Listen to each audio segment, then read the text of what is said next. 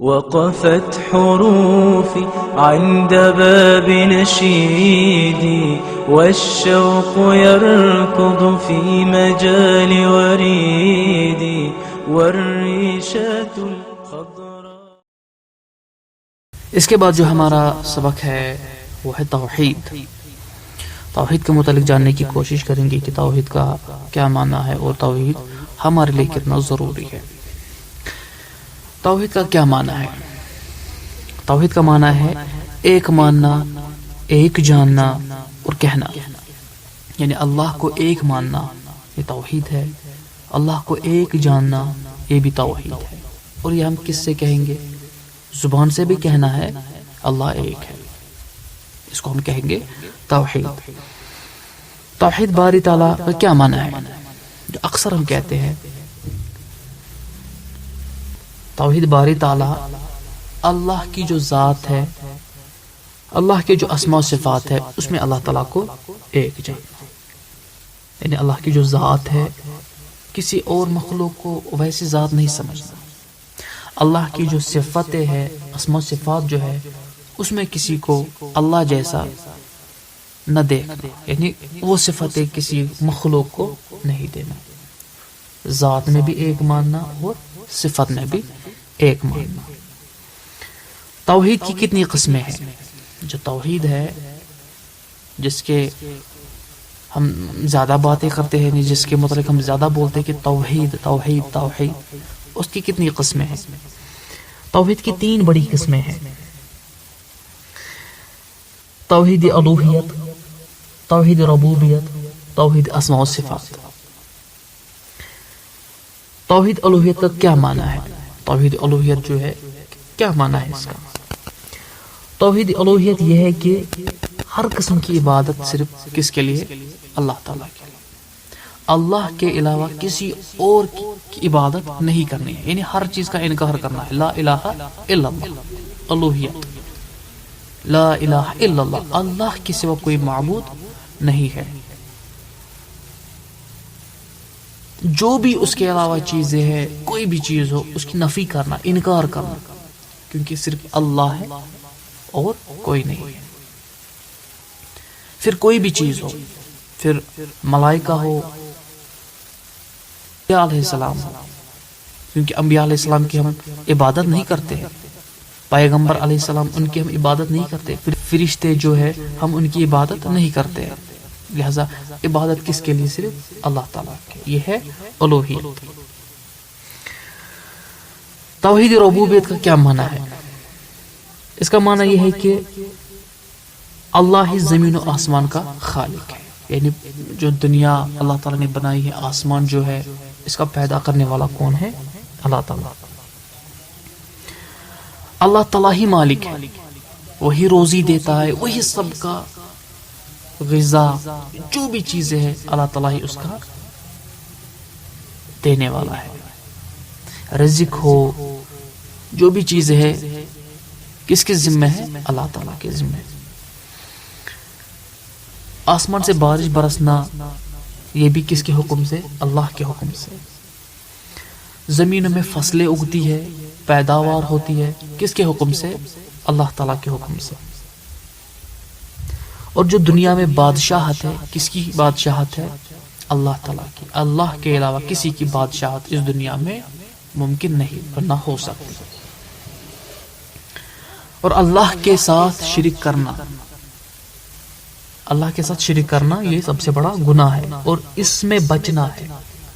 ربوبیت میں بچنا ہے. کوئی کہے گا ہم نے بھی یہ چیز بنائی ہے لہٰذا یہ بھی قدرت کا ایک حصہ ہے. نہیں، جو اللہ نے جو بنایا ہے وہ ربوبیت ہے. یعنی سب چیز کا مالک اللہ تعالیٰ ہے. انسان ہو، جن ہو، پرندے ہو، دنیا ہو، جو بھی آسمان زمین میں جو بھی چیزیں ہیں کس نے بنائی؟ اللہ تعالیٰ نے. کوئی یہ دعویٰ نہیں کر سکتا کہ میں نے بنایا ہے. یہ ربوبیت ہے.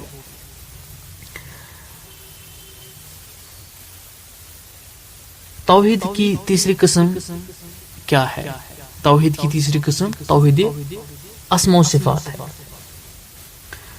توحید اسماء و صفات کسے کہتے ہیں؟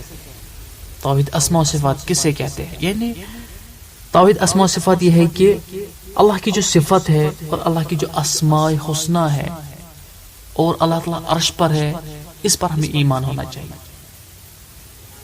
اس کے ساتھ ہمیں ایمان ہونا چاہیے کہ اللہ ایک ہے. اس میں ہمیں اللہ ایک جاننا ہے، نہ اس میں بھی ہمیں شرک، یعنی جو اللہ کی صفتیں ہیں یہ ہم کسی مخلوق کو نہیں دے سکتے. اللہ کے جو اسماء حسنہ ہے وہ ہم کسی مخلوق کو نہیں دے سکتے. یہ ہے اسماء حسنہ اور صفت. اللہ کی جو صفتیں ہیں ان میں اللہ تعالیٰ کو ایک جاننا.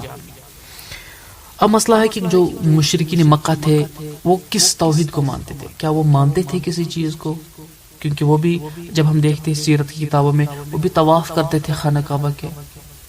وہ اس کا مطلب وہ اللہ تعالیٰ کو مانتے تھے. سمجھنے کی کوشش کریں گے کیا مشرکین مکہ کسی توحید کو مانتے تھے یا نہیں. مشرکین مکہ توحید ربوبیت کو مانتے تھے. ربوبیت ہم نے دیکھا کہ اللہ مالک ہے، اللہ دینے والا ہے، اللہ ہی بارش برساتا ہے، اللہ ہی پیداوار کرتا ہے. سب کچھ جو بنایا ہے کس نے بنایا ہے؟ اللہ تعالیٰ نے. یہ مانتے تھے، یہ چیز ربوبیت جو تھے مانتے تھے. کون؟ مشرکین مکہ توحید ربوبیت کو مانتے تھے. اب مسئلہ ہے کہ وہ کس چیز کے انکار کرتے تھے، کس توحید کا انکار کرتے تھے؟ وہ توحید الوہیت کے انکاری تھے. توحید الوہیت یعنی صرف اللہ. وہ نہیں مانتے تھے، وہ کہتے نہیں صرف اللہ نہیں ہے، ہم کہتے صرف اللہ دیتا ہے، اللہ ہی مالک ہے. وہ کہتے تھے اللہ مالک ہے، لیکن وہ کہتے تھے صرف اللہ ہی کے لیے عبادت نہیں ہے، یعنی ہم صرف اللہ کی عبادت نہیں کریں گے، ہم دوسرے جو غیر اللہ ہے ان کی عبادت کریں گے، دوسرے معبود ہیں ان کی بھی عبادت کریں گے. کیا توحید، اب سوال ہے کیا توحید ربوبیت جو مانتے تھے اس سے ان کا کوئی فائدہ ہوا؟ دیکھیے توحید ربوبیت کے ماننے کے باوجود بھی ان کا کوئی فائدہ نہیں ہے. اس کے باوجود بھی اللہ تعالیٰ ان کو جہنم میں ڈال دے گا، وہ بھی ہمیشہ کے لیے. کیونکہ اللہ کے ساتھ شرک کرنا، پچھلے سبق میں بھی ہم نے پڑھا کہ عبادت یعنی اللہ کے علاوہ کسی کی عبادت نہیں کرنی ہے. جس طرح سے حضرت لقمان علیہ السلام نے اپنے بیٹے کو نصیحت کی کہ اللہ کے ساتھ شرک نہ کرنا، شرک بہت بڑا ظلم ہے. جب عام انسان کے ساتھ ظلم ہوتا ہے وہ کتنا تنگ آتا ہے. اگر ہم اللہ کے ساتھ ظلم کریں گے تو اللہ ہمارا کیا حشر کر دے گا. اور سب سے بڑا ظلم جو ہے وہ اللہ کے ساتھ شرک ہے. اللہ تعالیٰ ہمیں شرک کرنے سے بچائے. توحید کے ماننے والے کو کیا کہتے ہیں؟ جو توحید مانتا ہے اس کو کیا کہتے ہیں؟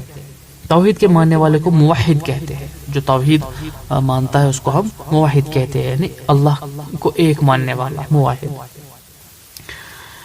توحید پر عمل کرنے کا کیا نتیجہ ہے؟ توحید پر جو عمل کرتا ہے اس کا کیا نتیجہ ہے؟ توحید پر عمل کرنے سے مسلمان کے معاشرے میں امن اور مسلمان کی حکومت قائم ہوگی، اور اللہ تعالیٰ موحد کو جنت میں داخل کرے گا اور اسے دائمی جہنم سے بچائے گا. جو اللہ کے ساتھ شرک نہیں کرے گا اللہ تعالیٰ اسے جہنم سے بچائے گا اور دنیا میں امن رہے گا. کس کے ذریعے؟ جو اللہ کو ایک مانتا ہوگا. توحید کو ماننے کا کیا فائدہ ہوتا ہے؟ یعنی جو توحید مانتا ہے اسے کیا فائدہ ہوتا ہے؟ توحید کو ماننے سے انسان جنت میں داخل ہو جاتا ہے. توحید جو انسان اللہ تعالیٰ کو ایک مانتا ہے اس سے وہ جنت میں جائے گا. اللہ تعالیٰ نے ہر امت میں انبیاء بھیجے، ان کا پیغام کیا تھا؟ جس طرح سے اللہ تعالیٰ نے ہر ایک امت میں، مطلب سوال ہے کہ اللہ تعالیٰ نے جو پیغمبر بھیجے ان کا کیا مقصد تھا، ان کا کیا موٹیو تھا، لوگوں کو وہ کیا دعوت دیتے تھے؟ انبیاء علیہ السلام کا پیغام یہ تھا کہ اللہ کی عبادت کرو اور طاغوت سے بچو. طاغوت کا کیا مطلب ہے؟ اب سوال ہے کہ طاغوت کا کیا مطلب ہے؟ یعنی اللہ کے علاوہ کسی اور مخلوق کی عبادت کرے اور راضی بھی ہو، بھروسہ ہو کہ یہ مجھے دیتا ہے، فلاں مجھے دیتا ہے، میں فلاں کے پاس جاتا ہوں، فلاں کو سجدہ کرتا ہوں، اس کے ذریعے سے مجھے ملتا ہے. یہ طاغوت کہلاتا ہے اور اس سے ہمیں بچنا چاہیے. اللہ تعالیٰ کا اپنے بندوں پر کیا حق ہے؟ اللہ تعالیٰ کا اپنے بندوں پر یہ حق ہے کہ اللہ تعالیٰ ہی کی عبادت کرے اور اس کے ساتھ کسی کو شریک نہ ٹھہرائے. یعنی اللہ تعالیٰ کا حق کیا ہے کہ بندے کو چاہیے کہ اللہ کے علاوہ کسی کی عبادت نہ کرے، اللہ کے ساتھ شریک نہ کرے، کیونکہ اللہ کی جو صفتیں ہیں وہ اللہ ہی کو پتا ہے، وہ اللہ کو معلوم ہے کہ اللہ کیا ہے. اللہ کی جو صفت ہے وہ کسی مخلوق کے اندر نہیں ہو سکتی، پھر اللہ اور مخلوق میں کوئی فرق نہیں رہے گا. بندوں کا اللہ تعالیٰ پر کیا حق ہے؟ بندوں کا اللہ تعالیٰ پر یہ حق ہے کہ اللہ تعالیٰ انہیں عذاب نہ دے. اللہ تعالیٰ کس کو عذاب نہیں دے گا؟ جو مومن ہوگا، جو اللہ کے ساتھ شریک نہیں کرے گا، جو اس کے ساتھ شریک نہیں کرے گا اسے اللہ تعالیٰ جنت دے گا. یہ حق ہے. اللہ تعالیٰ ہمیں جو توحید ہے اس کو سمجھنے کی توفیق دے، توحید کو سمجھنے کی توفیق دے، لوگوں کو سمجھائے توحید کیا ہوتا ہے.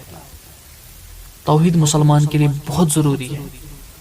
یہ جاننا توحید الوہیت اور ربوبیت اسماء و صفات یہ بہت ضروری ہے ایک مسلمان کے لیے. ان چیزوں پر ایمان ہونا چاہیے. اگر ان چیزوں میں ان تین جو توحید ہے، یہ جو تین توحید ہے، اگر اس میں ہم نے ایک کا انکار کر دیا ہم مسلمان نہیں رہے.